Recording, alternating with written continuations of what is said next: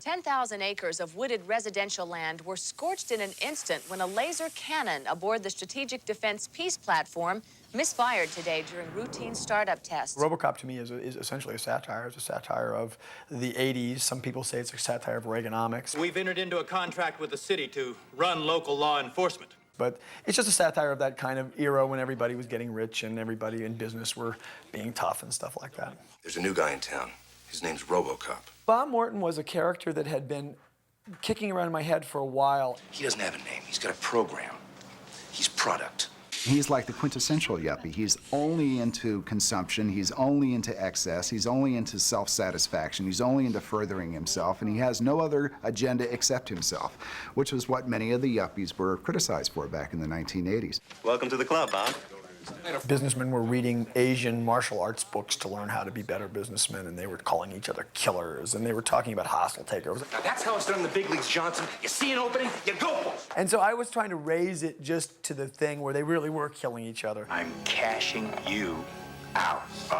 It's a cliche now, but at the time it was kind of fun to watch the, sort of the vicious yuppies. Fuck Jones. He fumbled the ball and I was there to pick it up. Robocop was really trying to write a funny movie that was masquerading as a genre, sci-fi, Terminator kind of movie. You probably don't think I'm a very nice guy, do you? Buddy, I think you're slime. Paul always said he wanted to make Murphy's death the most violent scene imaginable because you cannot have the resurrection until you have the crucifixion. Paul really immersed himself in that part of the film, killing the hero 25 minutes in. The figure of Jesus has always fascinated me, and the mythological narrative in the Gospels fascinates me too. When I got the script, I started to realize that in some way Robocop had something to do, for me at least, with Jesus. These themes of crucifixion.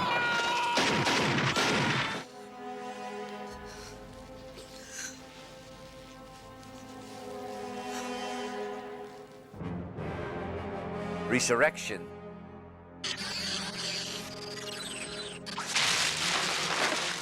Robocop. Even at the end, when Murphy is walking over the water, the line that Murphy says there, I'm not arresting you anymore. I thought that was an American Jesus saying, okay, at a certain moment we'll use the guns. At the end, he's an American Jesus that uses his gun. Dead or alive, you are coming with me. We have to assume that Jesus himself was surrounded by people that used swords. We killed you! Even if I say it's an American Jesus, we have to accept that Jesus, probably at the end of his life, perhaps the last couple of months, was not so different from a Che Guevara. Jesus says, in the past I told you, you don't have to worry about anything. On the road you'll get from people what you need and whatever. But now I tell you, if you have a cloak, sell it and buy a sword. Even Jesus ultimately seemed to have promoted weapons. Come quietly or there will be trouble. It is more or less a machine, and later on it becomes more and more a human being. You're a cop! Cop!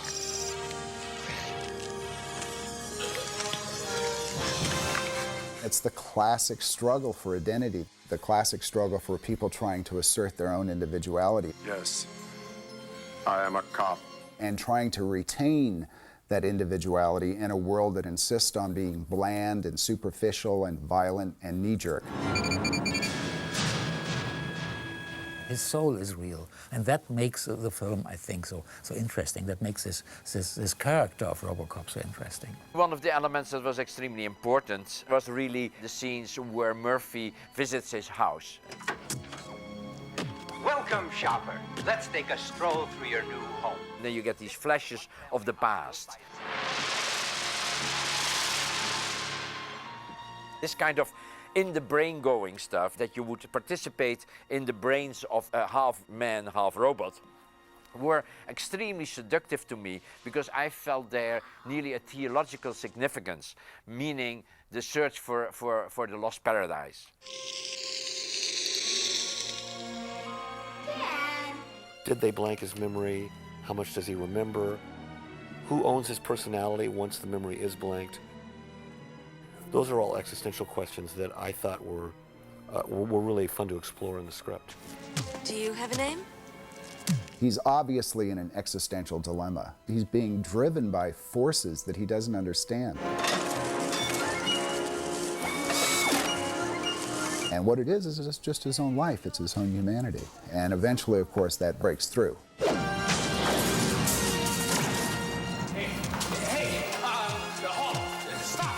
Robocop is remembering that he's not a robot, but remembering that somewhere in the part of the brain that's still alive, that he's Murphy. He can never go back. He's always going to be something different. He's not a man, he's not a machine, he's something different. He's his own creature, maybe. Then in a wonderful revolutionary flourish, the created turns on the creator, just like the Frankenstein myth. You are under arrest. But in this case, on the side of law and order. Aiding and abetting a known felon. Which is kind of reactionary in a way. It became very clear that we had a character who was half machine and half human. Can you do that, Dad? It also became obvious that the machine elements would be represented very suitably by the synthesizer music and the electronic percussion. And the human part of the character would be represented by an orchestra to make him more human.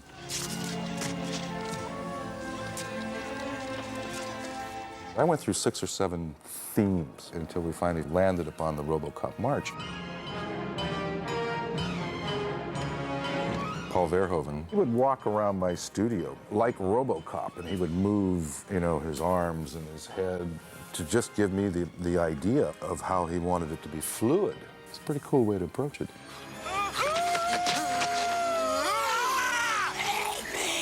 And making the violence over the top made it more palatable because it becomes humorous.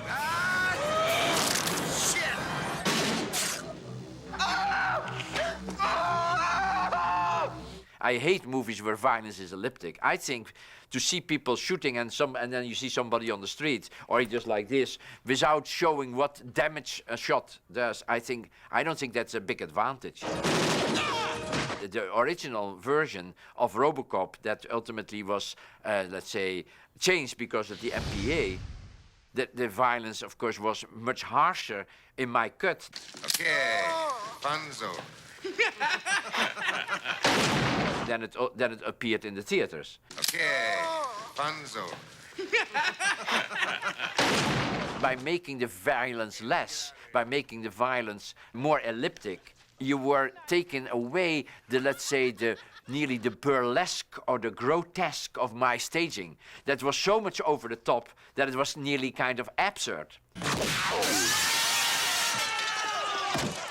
When the A209 shoots the guy in the boardroom, it went on and on as the guy on the table is shot 60 times. And then the next line was... Somebody want to call a goddamn paramedic? And I thought that worked so well because it was completely absurd. The guy was gone, There was nothing left nearly of him. It was completely exploded. All right, don't touch him. And then Mr. Jones comes to the old man. I'm sure it's only a glitch. A temporary setback. That worked all much funnier when it was over the top. You call this a glitch? Robocop is really fascism for liberals. The picture has a very liberal viewpoint and does it in the most violent way imaginable. I don't make political statements. I think that I'm really reflecting what's happening in society. Nuke 'em. Get them before they get you. This is my perception of the United States. We practically are the military. This is what I feel that's happening in the United States. I don't condemn it, and I don't admire it. It's more that I see it, and I want to portray it. Whoa, a new type! America without guns, that's not America. And I don't want to hear any more talk about strike. We're not plumbers. We're police officers. There was a police screening, and I thought the police were going to be offended that we were making fun of, their life and death stuff. I really, as it got closer, I got nervous. And what surprised me was they loved it. So to have a blue-collar individual who has been stomped on by both the good guys and the bad guys come up and be empowered to do something is a very fulfilling experience for an unempowered audience. And I remember a preview in New York, in a very rough theater, where a lot of ethnic people and pretty much blue-collar. The summer's new superhero is America's new super hit movie, Robocop. It was so, well, let's say, fascinating to see people participate. And the American audience is always more participant in the movies than, for example, a Dutch audience. They are much more inclined to yell something to the screen, or applaud, or scream, or whatever. At the end of the movie, when the man says to Robocop, "Nice shooting, son. What's your name?" the whole audience, before he could answer, yelled, "Murphy!" I believe the Boy Scouts of America had some sort of presentation with Robocop and Richard Nixon, and I was never really sure what the details were, but the meeting of the two just sort of boggles the mind. When people have faith that the streets are policed by incorruptible individuals, which in a way Robocop was, it renews a sense of community. And I think that's where the film also sort of touched people's unconscious, because they felt there was somebody out there who was not corruptible. Pakistan is threatening my border! That's it, Buster. No more military aid. It's more relevant now than it was, unfortunately. The entire outer skin will be like this. It's titanium, laminated with Kevlar. You can't be a Luddite. You have to just say it's here. I mean, look around you. They're all wearing the Kevlar stuff now, and we put that in Robocop because it was the new Army stuff, and they're all going that way.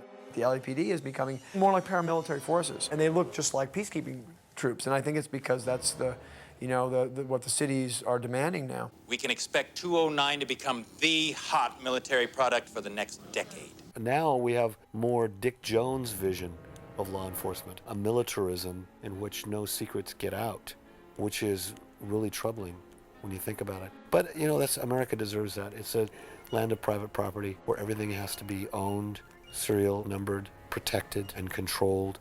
We're addicted to a pretty bad drug called capitalism, and until we get over that, we're going to need police in the way that they are. Thank you for your cooperation. Good night.